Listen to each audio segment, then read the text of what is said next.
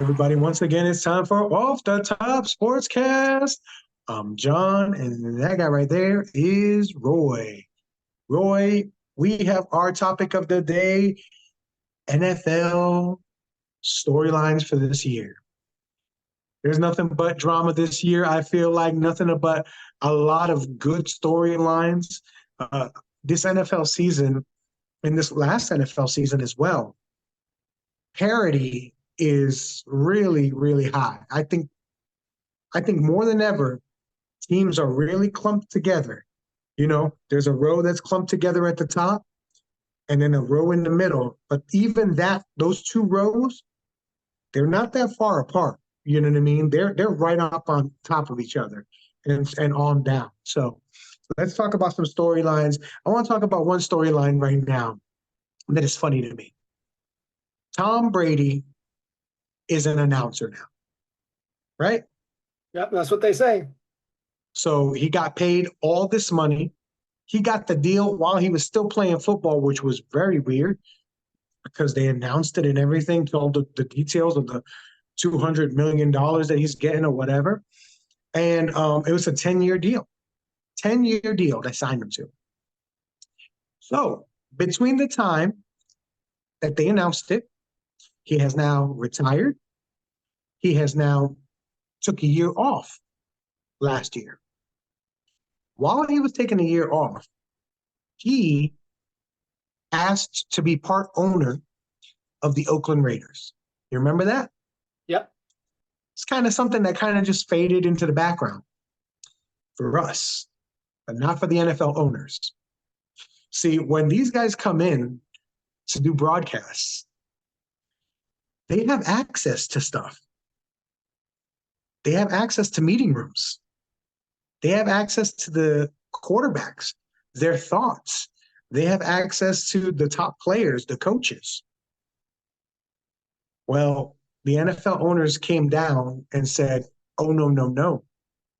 If Tom Brady still wants to be an owner of the Raiders because he has applied, we're going to treat him as an owner, which means he cannot have access.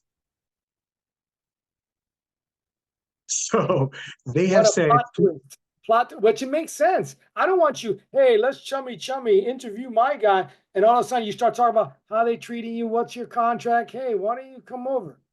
Right. What's your thought? What's your read on this? Because he's a smart guy.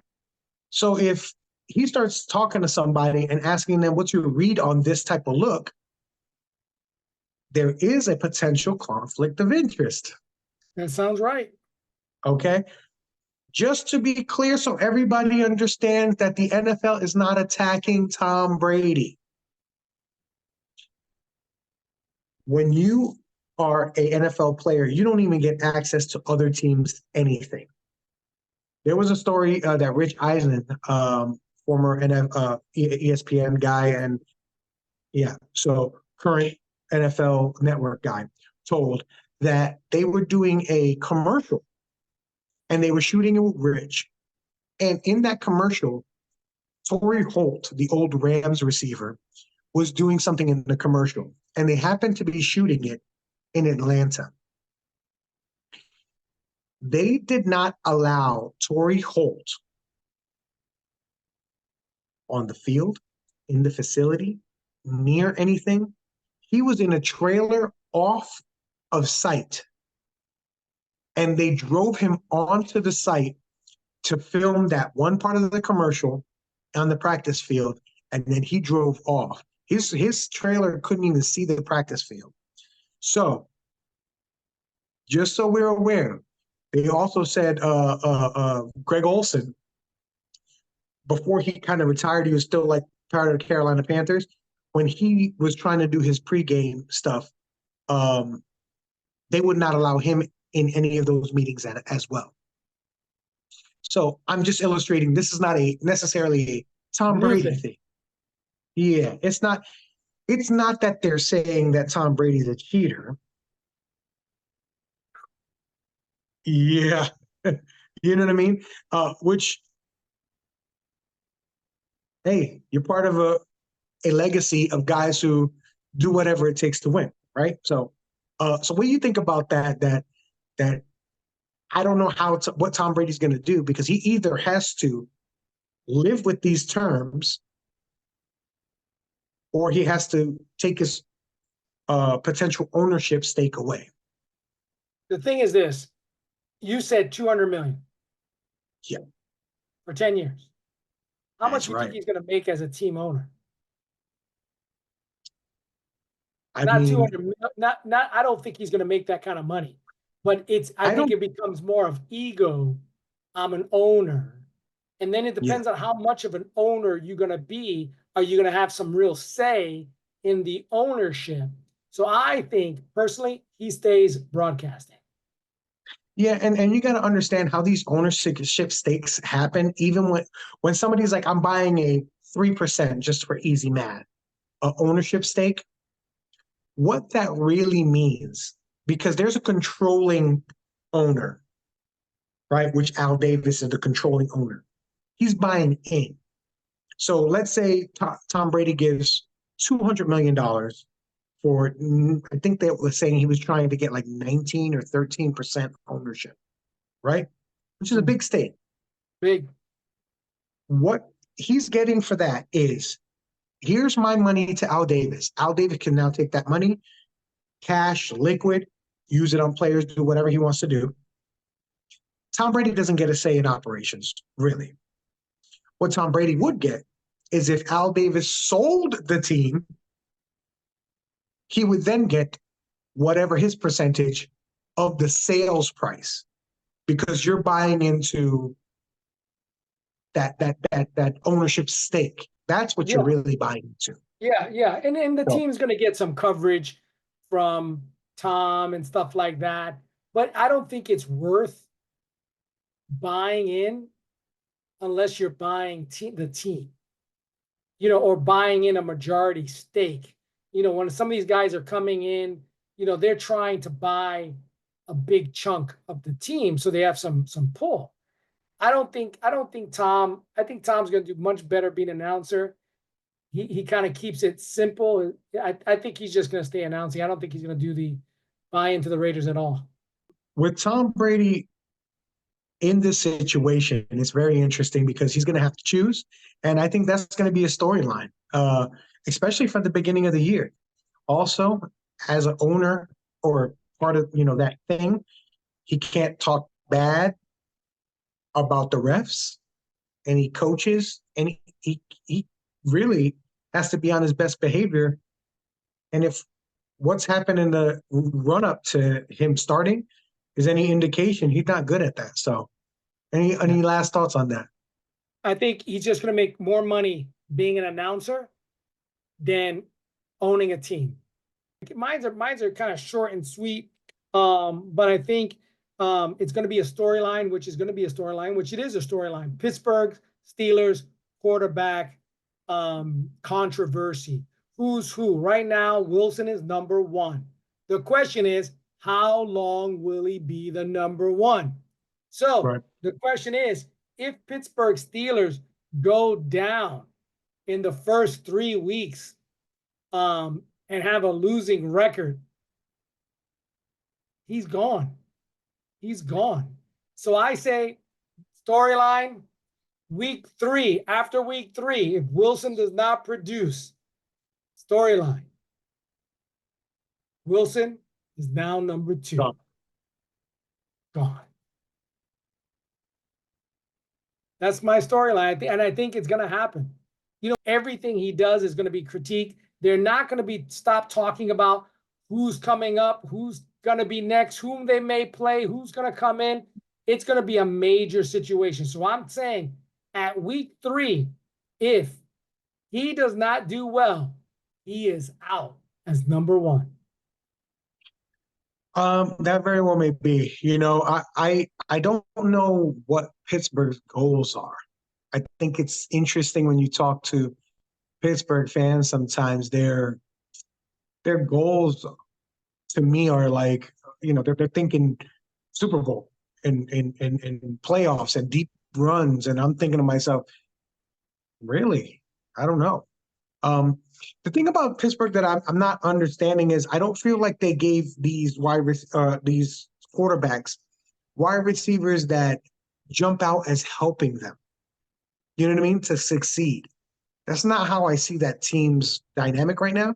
I might be wrong. I might these guys might surprise me, but I think that is going to be a storyline, and I think it's going to be even a bigger storyline if Fields gets in, because everybody's going to be holding their breath to see if he makes it to hold on with the team for one more year. Give me One of another these one. sneaky storylines that I think is going to be interesting, for me at least, is John Harbaugh. You know, we forget, or Jim Harbaugh, rather, sorry. We forget that the Chargers have been a team who's had how many good teams, how many talented wide receivers and tight ends and running backs, and it's 20 something years of them. And they haven't done nothing with it. And right now, they have a kid who's very talented, Justin Herbert.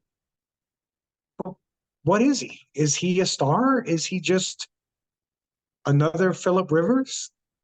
You know, he has what I would say the talent to be great, but can Harbaugh get this team the most out of this team? Yeah, I think people are going to have high expectations, and I think it's well deserved. He was a successful college coach, came to the pros, had success here, went back to college, had more success there, Right. and came back. And I think he is a good coach. So I think that will be a storyline. But the sad part about the storyline is it going to be more about the coach and less about the team? That is a possibility, because he is that type of guy who can outshine a situation. I will say this: if Harbaugh can get out of this particular group of guys he has, I'm trying to think of what will be a successful season for them. I'm thinking if they get to 9 wins and they're in the mix at the end of the year to try to get into the playoffs with this group of people, I think that might be a success. Yeah, I agree with you. I agree with you. All right, another one.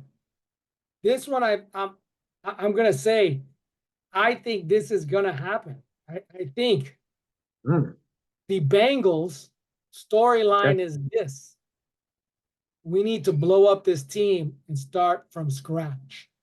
Because this is what's gonna happen. Okay. The quarterback Burrow is going down again. And if he goes down again and he wrecks the season, they're going to be talking about moving on, and you're going to hear the rumblings. Let's blow this team up. Let's trade for picks. Think about Chicago mentality. I think this will try to be another Chicago. Let's trade pieces away. Let's start from scratch. Burrow goes down by week 3. It is a wash. Bengals, they got rid of their running back. Yeah. Having issues with who they're going to sign, if they're going to sign.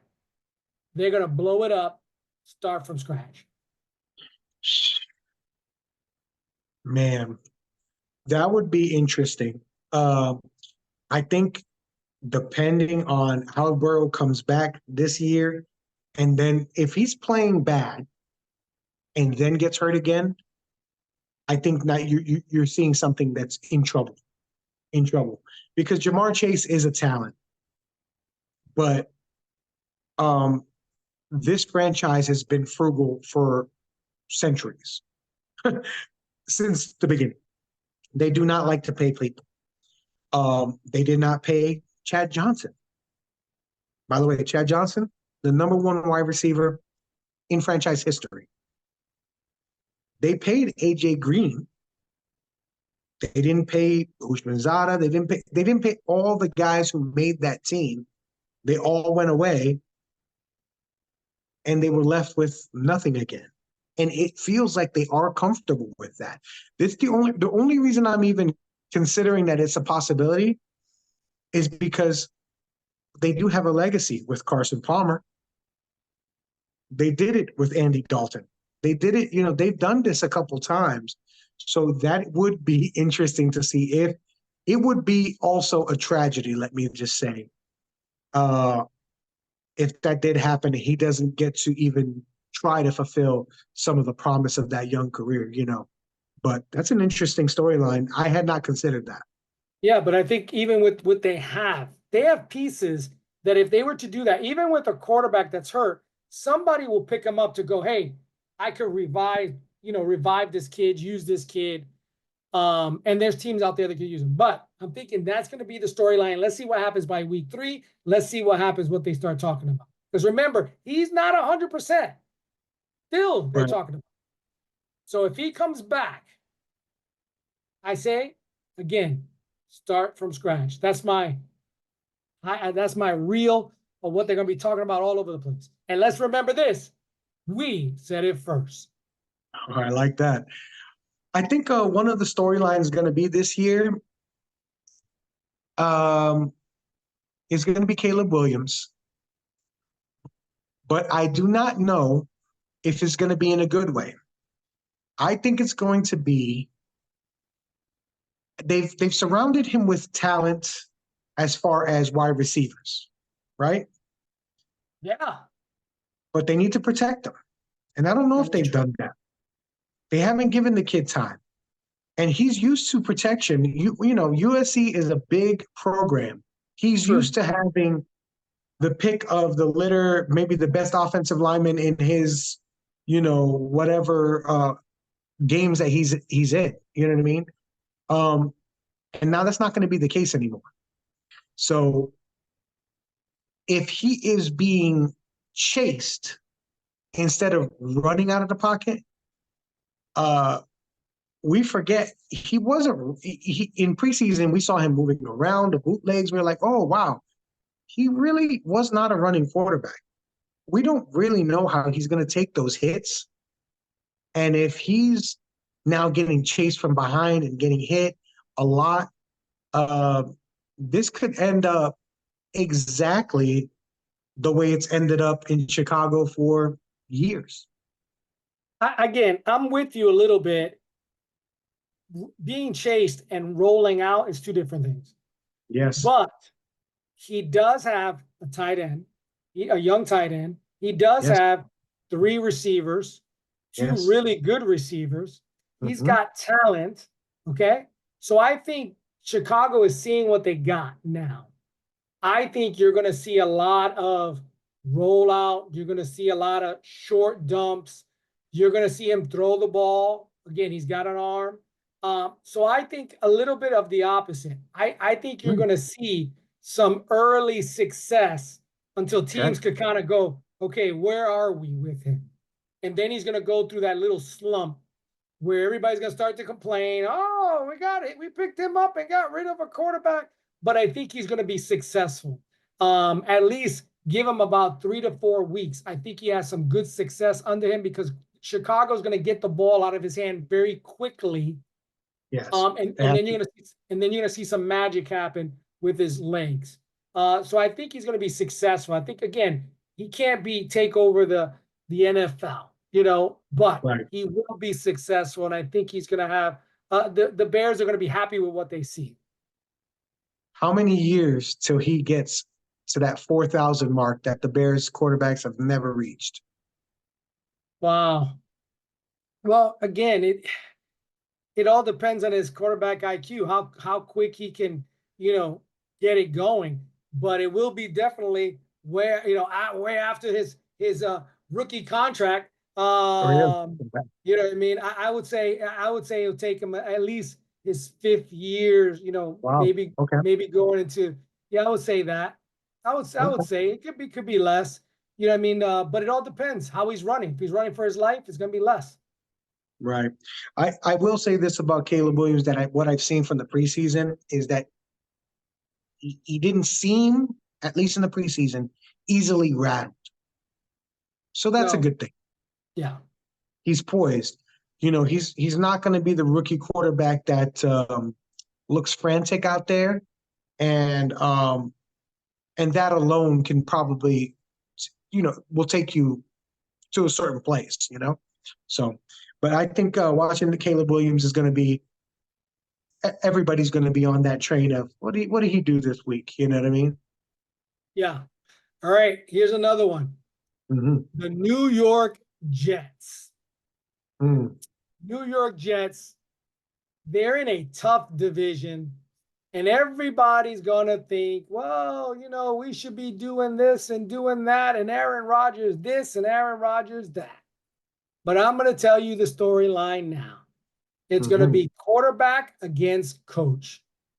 And you're going to see some disgruntlement. And you're going to see some sideline conversations. And the biggest question is going to be, who's going? And I can tell you right now, it won't be Aaron Rodgers. It will be the end of the coach this year. Well, that's the storyline, changing coaches. You know, so you think they're going to be a change mid-season?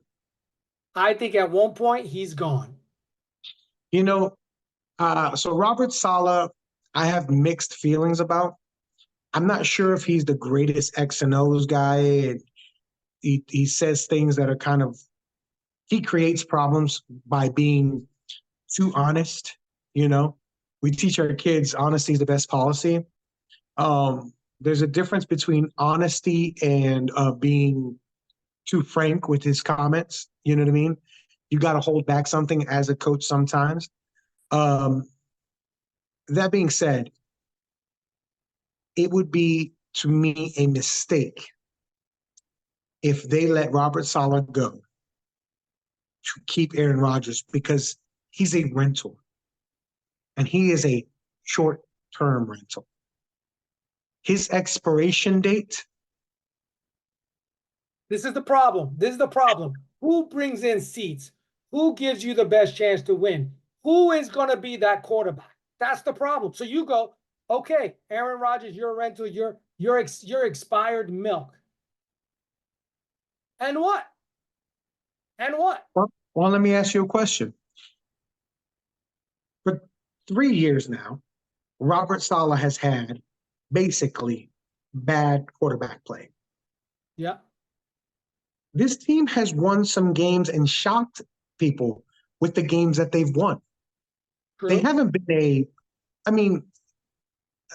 the offense was not good, but as far as the team is known as a good, solid team. Okay, so a guy who can hold it together with that group, once you get rid of the cancer, right? Once you get rid of that jug of sour milk that has been tainting your coffee this whole time, and you bring this nice, light-skinned coffee mate over in Dak Prescott, who is better than Aaron Rodgers is right now, ready for the moment, has been a quarterback in the biggest area in Dallas I think he can take coming to New York and being a quarterback. You're already paying Aaron Rodgers a mint of money. I think he could slide in there, have a good team, and you'll be on a roll with a coach. And as far as I can see, Dak has never been a problem child to any of his coaches. So I think that could work. I don't know who you bring in if Saleh leaves. Who would want to come in for 1 year of Aaron Rodgers nonsense? Who? Vrabel? He ain't coming over there for that nonsense. The old ball coach? Can you imagine Belichick and Rodgers together? Holy cow, the media would explode. Good point. But I still think we're gonna have to remember this video and see what happens when the year starts. Give me another one. We got one each left. I think this is going to be interesting this year, because what I think is going to happen this year is salary caps are getting to a place with these players that it is unattainable. They cannot do it anymore. So this is what's going to happen. We're going to see a baseball-like trade deadline. For you guys who don't watch baseball, when a team is going nowhere in baseball, they start selling. They're called sellers. They're sellers and buyers. And I think this year, at the trade deadline, you are going to see big names move in rapid succession all over the NFL to try to get people in there to take advantage of the situations that they have. Interesting. I could see Devontae Adams on the move on the, at the trade deadline. I could see Amari Cooper on the move at the trade deadline if they're not getting anywhere, right? Nice. I could see there's a whole bunch of if Houston falters, you can't see them going, hey, anybody want Steph Diggs for this 1 year? Put him on Cincinnati or Baltimore for a run. Wow. Interesting. You know what I mean? Because there's so much talent out there and so much young guys are coming in so prepared that holding on to these big contracts and these older guys sometimes is actually a detriment to these teams more than it is a plus. And I think you might see a guy like Cooper Kupp, on the move. Interesting. A little bit older, high value. You've got his heir apparent, Puka Nacua, right? That's right. There. You got Williams there. Stafford's probably out the door next year, whether he wants to be or not. You're going to we're going to revamp this thing. Why hold on? If by, the trade deadline, you're nowhere near the playoff run, right, why would you hold on to these guys? They only lose value the further and further you get into the season. That's true. And I think that's going to be the next storyline. I think that's a good one. My storyline was, are the Eagles gonna be regretting that they picked up Saquon Barkley? Mm. Or will you have a resurgence? So I think Saquon Barkley is gonna have all eyes on him. And I think he has a little bit of a chip on his shoulder that he wants to be gonna be the man. Absolutely. So I think Saquon Barkley is going to be the talk of the town. And all they're going to talk about is, oh, is he healthy? Is he going to run well? Is he healthy? Is he going to stay healthy? How long do we have him as he's healthy? So I think they're going to be questioning, is he healthy? But if he stays healthy, I can say a phenomenal season for Saquon Barkley, 1,000-yard season. And that does tremendous for the Eagles. And if they can tackle this year, they could do some damage. There's already rumblings about the coach and the quarterback not getting along. Yeah. Okay. I don't know another coach who has been given everything. When he asked for another wide receiver, they gave him A.J. Brown. He asked for a running back. They gave him Swift last year. No, not good enough. No problem. We'll go out and get Saquon. You need defense? Defense is bad. We need tackling. We'll go out, maneuver, and get 2 first-round guys in two different drafts that are monsters out there. I mean, they've got talents all over the place. If this coach can't do it, I think we have to start saying to ourselves, it was more his assistants that were there. Because remember, when they went to the Super Bowl, he had 2 guys on his the defensive coordinator and offensive coordinator that are now head coaches. And after they left, that team has been faltering. So I think you'll see, I think they'll have a quick hook on him. Now, I'm really not sure who you get, because if they have a good young defense, right? So maybe a guy like Vrabel would be good. But with Jalen Hurts and that cast of wide receivers, combination of running backs and talent, I would feel like you would have to bring in an offensive guy to be the head coach there. It would make more sense, don't you think? It would make sense, but I personally, I think defense, so I would try to bring in a defense coach and hire a new young offense coordinator, somebody young. That's what I would do. The problem is, if you get success, the same thing happens again. You take them. You lose them. So that's the problem. You know what I mean? You end up losing your offense again and again and again. And that's hard to do to a group of people, especially because they've given this coach the type of players that he's wanted. You bring in another offensive coordinator, he might be like, yeah, I need fast, short yardage guys, and you got long range, you know what I mean? Whatever the case may be. Might not be the guys he wants. So I just think it's interesting that I agree with you. That is a good storyline. And I think that's going to be when it blows up, I think it's going to be loud. Interesting. Well, guys, please tell us what you think the biggest storylines of the season is going to be for your team. Don't even worry about the NFL. What's the one for your team? Ours is going to be that everybody goes, oh my goodness, the Buffalo Bills can do it with these guys? Yeah, that's right. Overrated and everything, baby. So, that's right. Roy, as always, we ask our fans to do one thing and one thing only. Talk to a stranger about sports today.